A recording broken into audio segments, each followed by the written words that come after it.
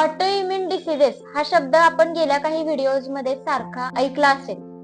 तर auto immune diseases बद्दल आज आपण जाणून घेणार आहोत.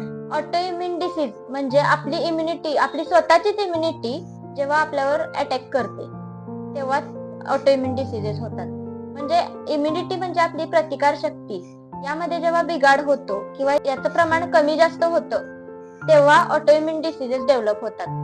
प्रतिकार शक्ती आपल्याला संसर्गजन्य आजारांपासून वाचवते. हा आजार जेनेटिक असू शकतो किंवा एखाद्या आजारामध्ये जास्त काळ अँटीबायोटिक्स किंवा स्टिरॉइडचा यूज केला असेल, त्याचबरोबर बदललेली जीवनशैली, इरेग्युलर अनहेल्दी डाएट असेल, त्यामुळे ही ऑटोइम्युन डिसीजेस डेव्हलप होतात.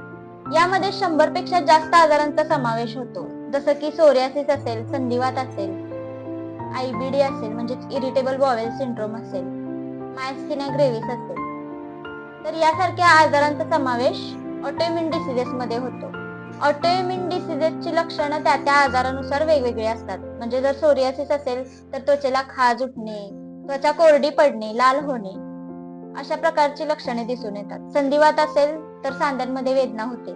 मायस्थेनिया ग्रेव्हिस असेल तर त्यामध्ये स्नायूंमध्ये दुर्बलता येते, बोलताना किंवा गिळताना त्रास होतो. अशा प्रकारची काही लक्षणं दिसून येतात. अशा प्रकारच्या बऱ्याच आजारांमध्ये स्टिरॉइड्स दिले जातात. त्यामुळे ऑटोइम्युन डिसीजेस मध्ये जर कारण शोधून प्रॉपर ट्रीटमेंट घेतली तर नक्कीच यासाठी इलाज आहे. कारण हा आजार तुम्ही स्वतः डेव्हलप केलेला आहे. त्यामुळे होमिओपॅथिक मध्ये यासाठी खात्रीशीर उपचार आहेत.